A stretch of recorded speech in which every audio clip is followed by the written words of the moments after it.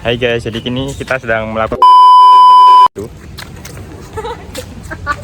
jadi kita mau nge-shoot mute yang nggak seberapa itu ya teman-teman. Ini UTS kita.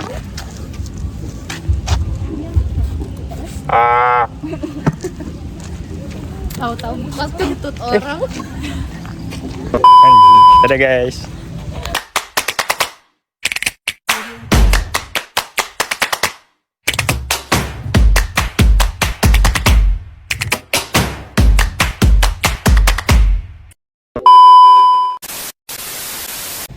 Halo semuanya, perkenalkan kami dari kelompok A16 Asik-asik Ihuy. Di sini kami akan menjelaskan mengenai gangguan biotik pada Diospyros celebica yang berada di Gedung B Fakultas Kehutanan UGM.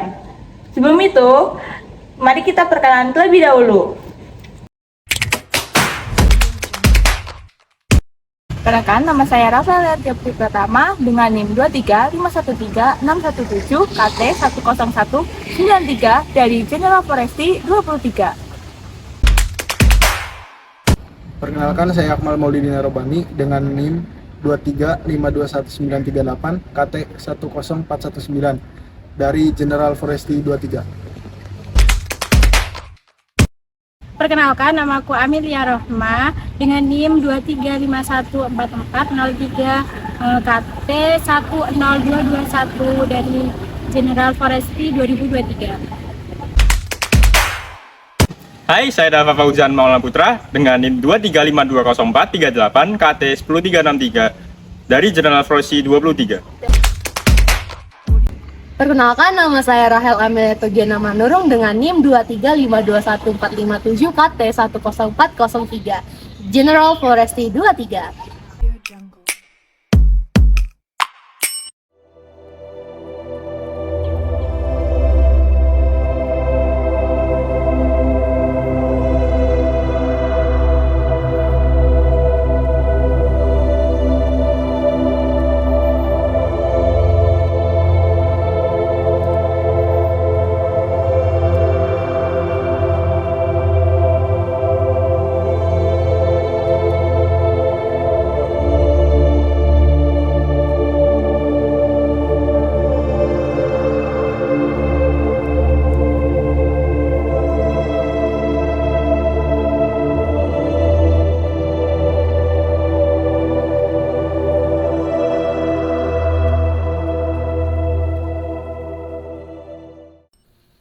Berikut gangguan biotik ebony atau kayu hitam Sulawesi dengan nama latin Diospyros celebica yang berada di depan Gedung B Fakultas Kehutanan UGM.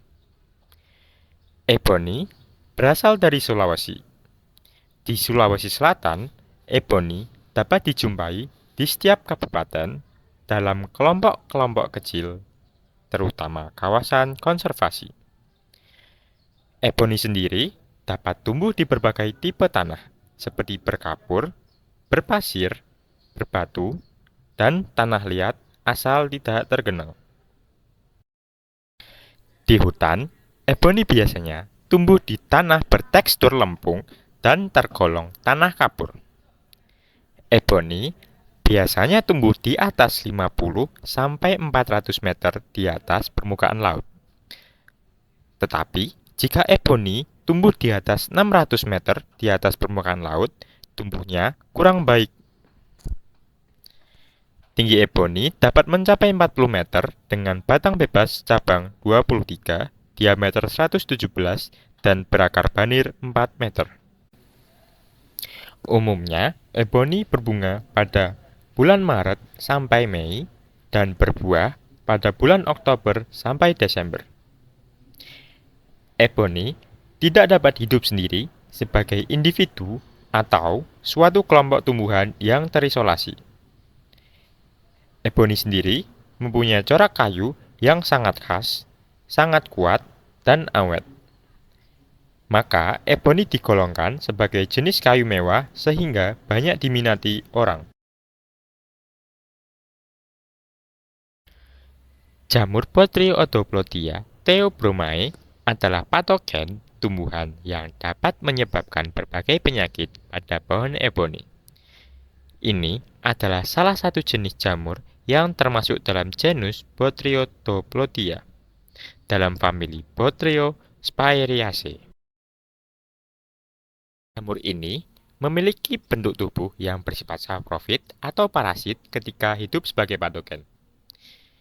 Ia membentuk struktur tajuk jamur atau aspergillus yang menghasilkan spora untuk penyebaran. Jamur ini memiliki warna mulai dari putih hingga coklat tua atau hitam. Jamur ini memiliki gejala serangan seperti kerusakan pada kulit batang dan buah. Jamur ini juga dapat menyebabkan penebalan kulit di batang atau buah dan seringkali dengan warna berbeda-beda atau bercak gelap. Jamur ini dapat menginfeksi inangnya dengan merusak jaringan dan mempengaruhi kemampuan tanaman untuk nutrisi dan air. Penyakit ini seringkali terjadi di daerah dengan kelembapan tinggi atau di musim hujan. Jamur ini cenderung terjadi di tanaman yang memiliki luka di permukaan batang.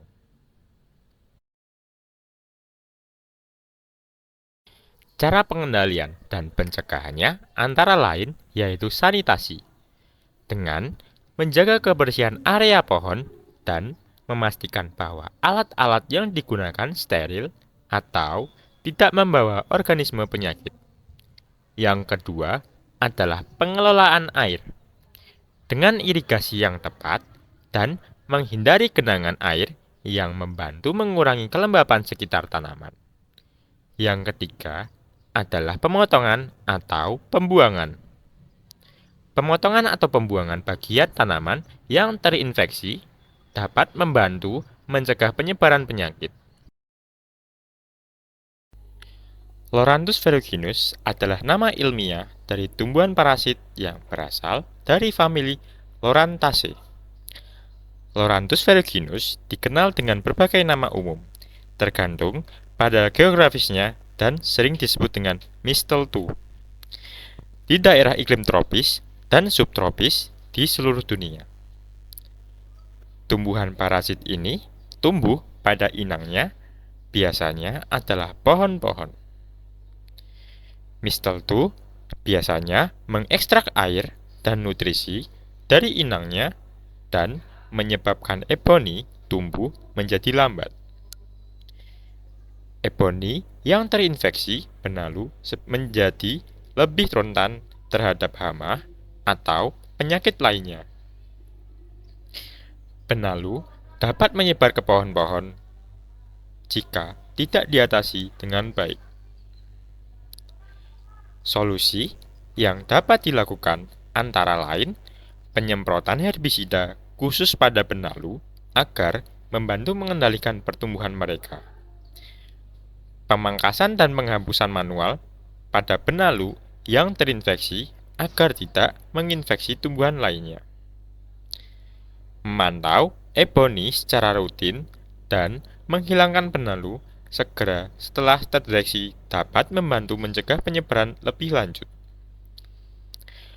Konsultasi dengan ahli tanaman untuk menentukan jenis herbisida yang aman dan efektif untuk pohon yang terinfeksi.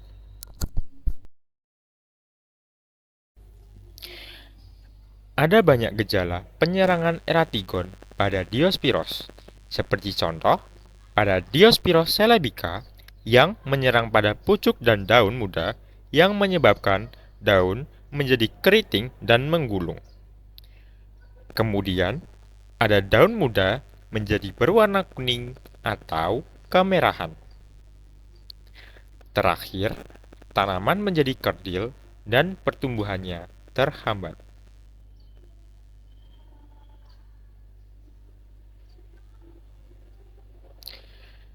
Serangan hama eratigon berkembang biak dengan cara bertelur.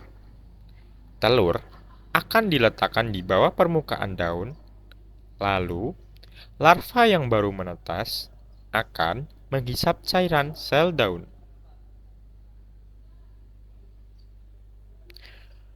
Untuk pengendalian hama eratikon pada Diospyros celebica ada dengan beberapa cara, antara lain melakukan pengamatan secara rutin untuk mendeteksi adanya serangan hama. Lalu, jika ditemukan serangga hama, lakukan pengendalian sedini mungkin. Kemudian, gunakan pestisida nabati atau pestisida kimia sesuai dengan anjuran. Yang terakhir, lakukan penyemprotan pestisida secara merata ke seluruh bagian tanaman yang terserang. Terdapat beberapa gangguan biotik berupa patogen, gulma, dan hama pada pohon Diospyros celebica.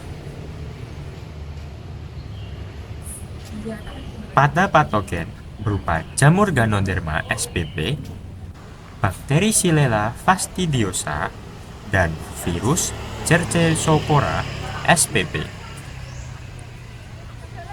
Pada gulma, terdapat beberapa gangguan alami seperti benih, manusia, tanah tercemar, dan kurangnya pemeliharaan. Pada hama, terdapat hama hewan, tumbuhan, dan mikroorganisme.